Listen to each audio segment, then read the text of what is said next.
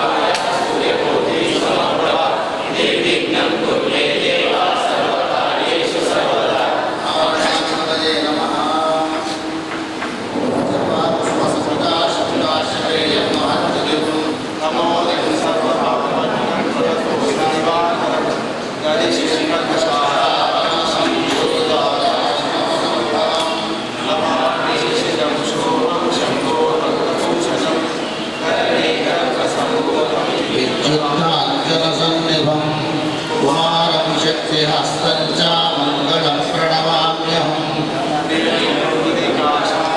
रूपेणाकृतिमं बुधं सौम्यं सर्वगुणोपेतं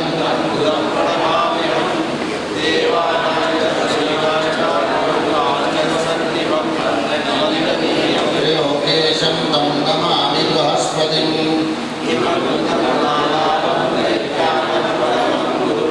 सर्वशास्त्रप्रवक्तारं भार्गवं प्रणमाम्यहम्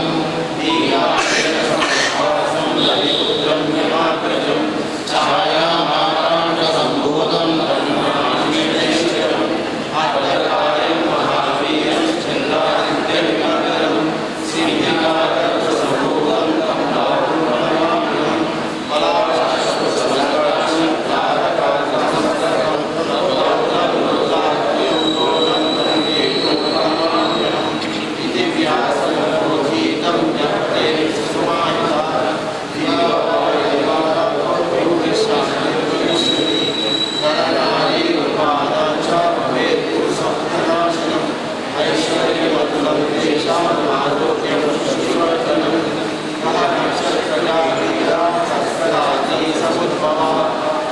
सर्वात्मशमं यान्ति व्यासो भूतेन संशयः आदित्याय च सोमाय मङ्गलाय सुधाय च गुरुशुक्रशनिभ्यश्च रामदेवेतवे नमः. అట్లానే నిన్న చదివినటువంటి గణపతి యొక్క అష్టకం తీయండి. దానితో పాటు ఉదాకరాత్తమోదకం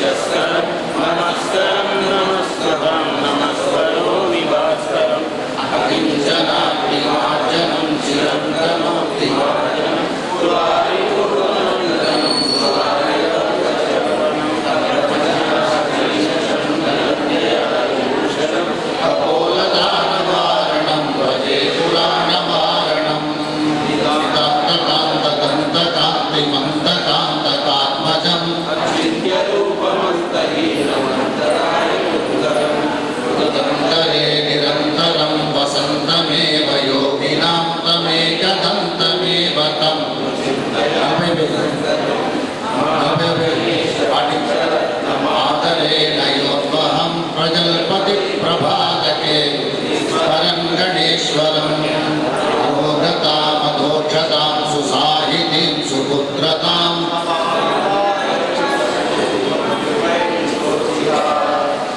సర్వే ఊచు 40వ పేజీలో ఉంది. యతోనంత శక్తేరనంతాశ్చ జీవా యతో నిర్గుణా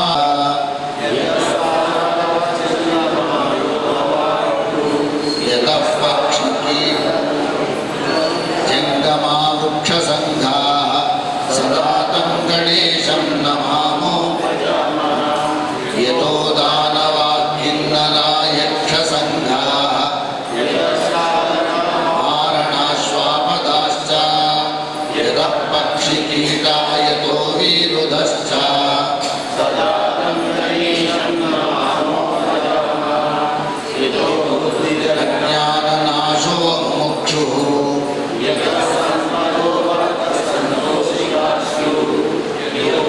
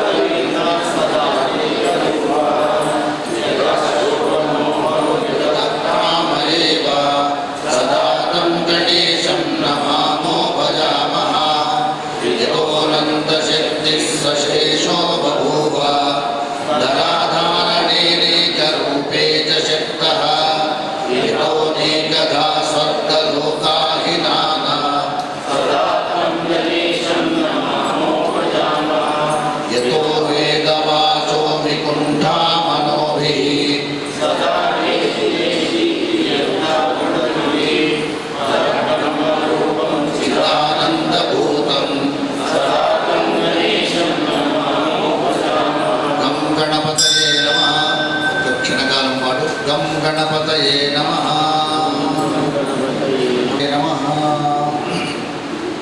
మనం ప్రతిరోజు దేవుడి పూజ చేస్తూ ఉన్నటువంటి సమయంలో ప్రాణాయామం చేస్తూ ఉంటాం.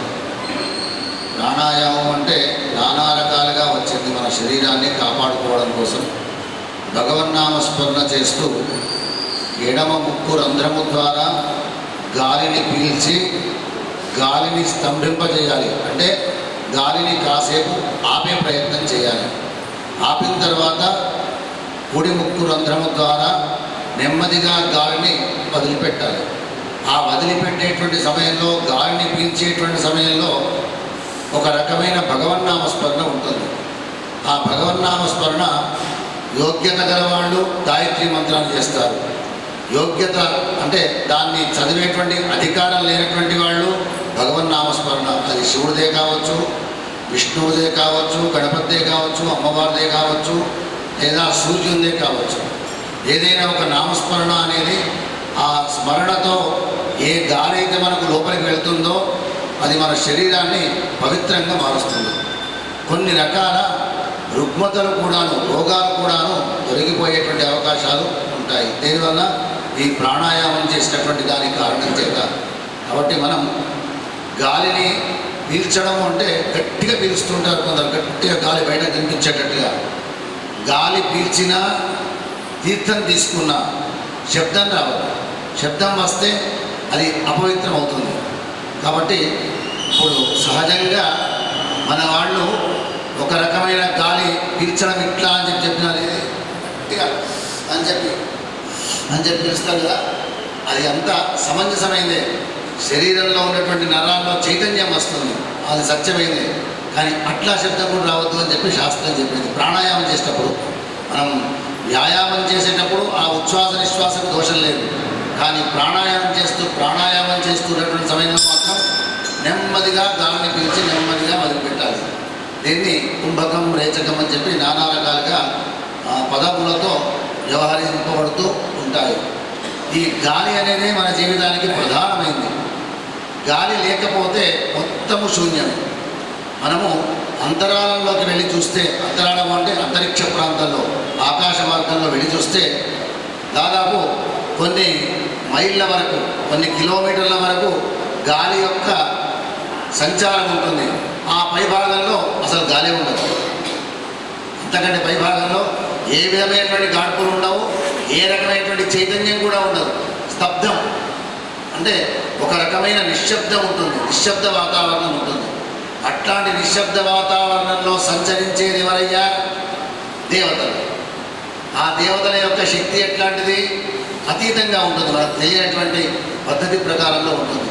ఆ దేవతలు ఎప్పుడు కూడా కళ్ళు మూసుకోరు, ఎప్పుడు తెరుచుకునే ఉంటాయి ఆ దేవతల యొక్క కళ్ళు. అంతేకాకుండా వాళ్ళు ఏ సమయంలో కూడా వాళ్ళకు మరణం అనేది ఉండదు, పుట్టుక అనేది కూడా ఉండదు. వాళ్ళు ఎప్పటికీ శాశ్వతంగా ఉండేటువంటి వాళ్ళు. అట్లాంటి దేవతల యొక్క స్థానం పొందాలంటే ఈ భూమి మీద మనము కొన్ని రకాల క్రమశిక్షణలు అవసరం ఉండాలి.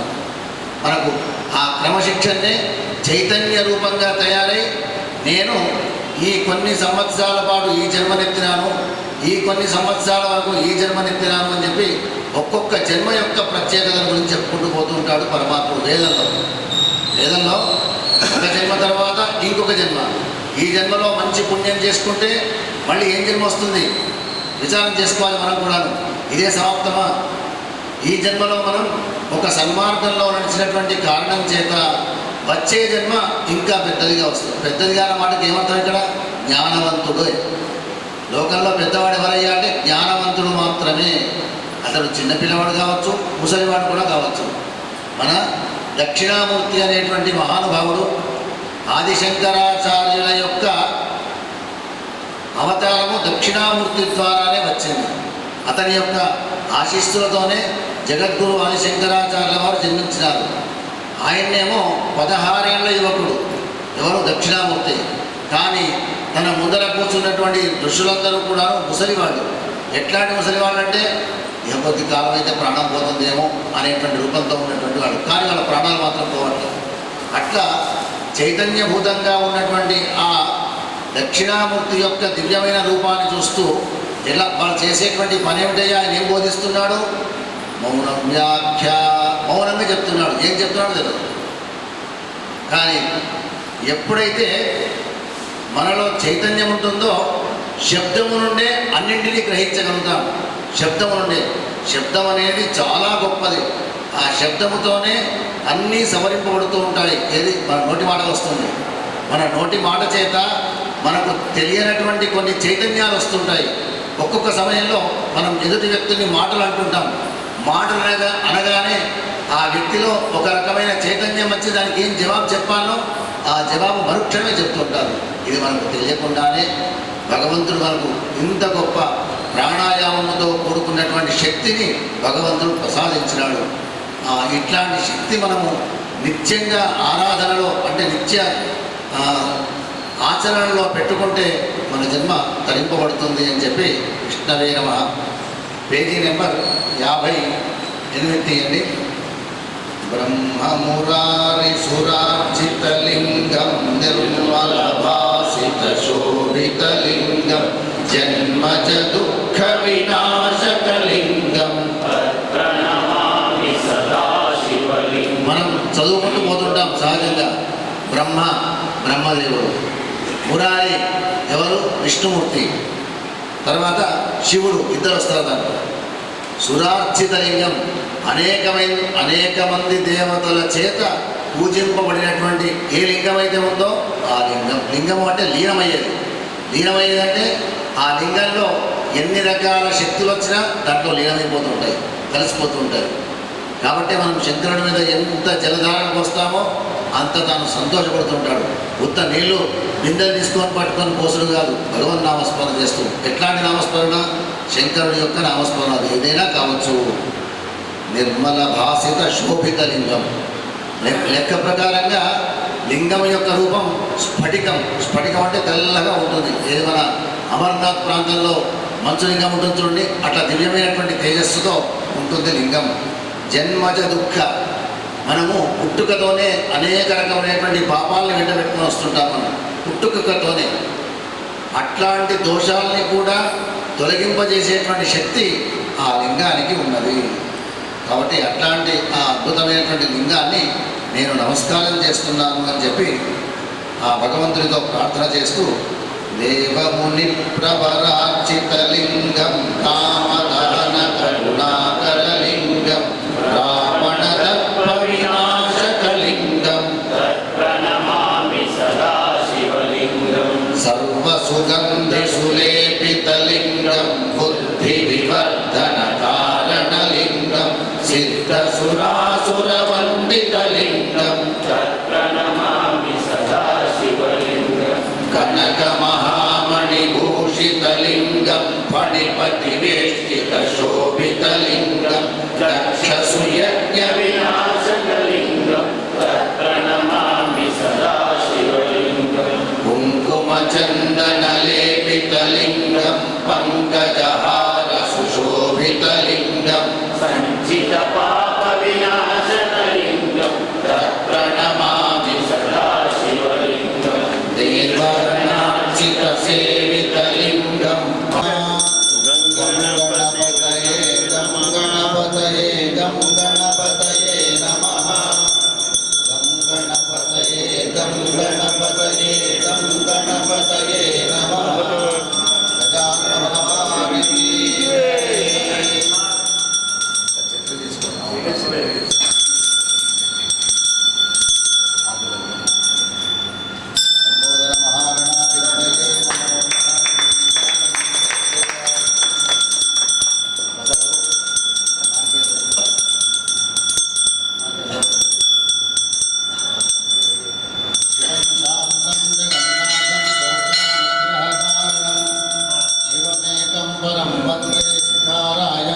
దేవం సర్వవ్యాపినమీశ్వరం లింగం పూజయే నిత్యం యకారాయ నమో నమః వాహనం వృషభో యస్య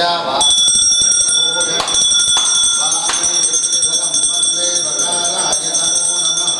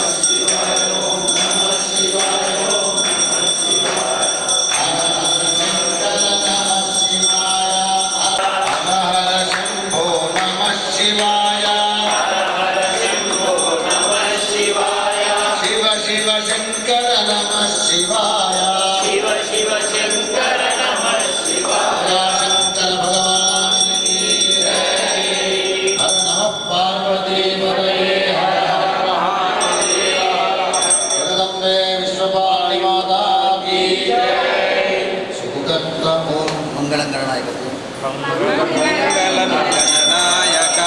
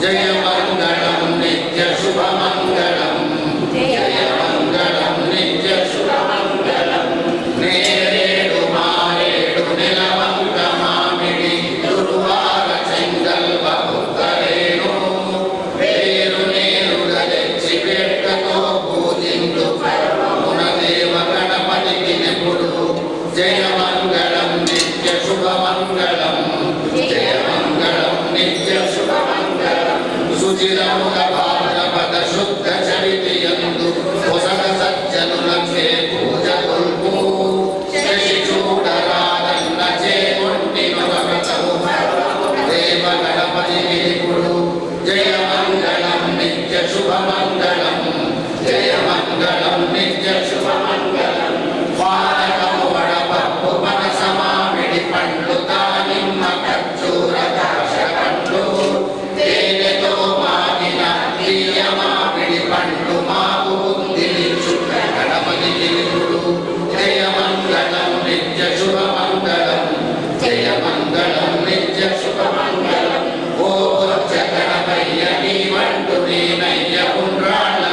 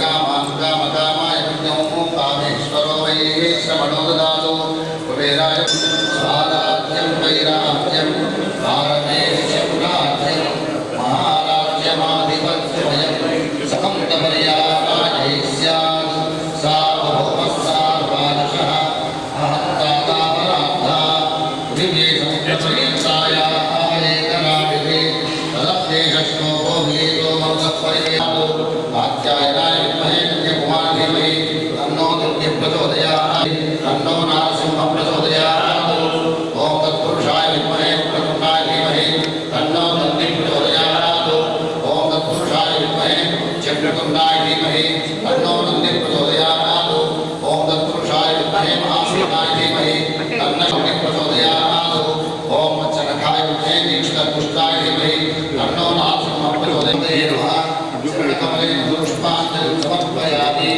दक्षिणनमस्कारान् समर्पयामि अन्यथा शरणं नास्ति त्वमेव शरणं मम तस्मात् गणाधिपा परमेश्वर दक्षिणे नमस्कारान् समर्पयामि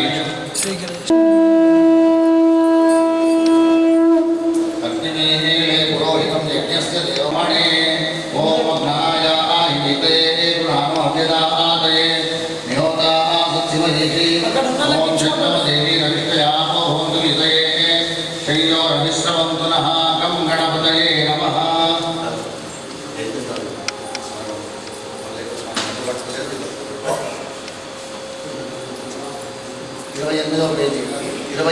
నీ కరాళంబు నీ పెద్ద వక్రంబు దంతంబు నీ పాదహస్తంబు లంబోదరంబు సదా మూషకాశ్వంబు నీ మందహాసంబు నీ చిన్న తొండంబు నీ గుజ్జు రూపంబు నీ శూర్పకర్ణంబు నీ నాగయజ్ఞోపవీతంబు నీ భవ్య రూపంబు దర్శించి హర్షించ సంప్రీతి మృక్కంగా శ్రీగంధం కుంకుమం అక్షతల్ జాజుల్ జంపకంబుల్ తగల్ మల్లెలున్ ముల్లలున్ మంచి చేమంతులన్ తెల్లగన్ పూజించి శాస్త్రాంగము చేసి విఘ్నేశ్వర నీకు టెంకాయ పొన్నంటి పండ్లున్ మరి మంచివు గోధుమ పంపులు వడలు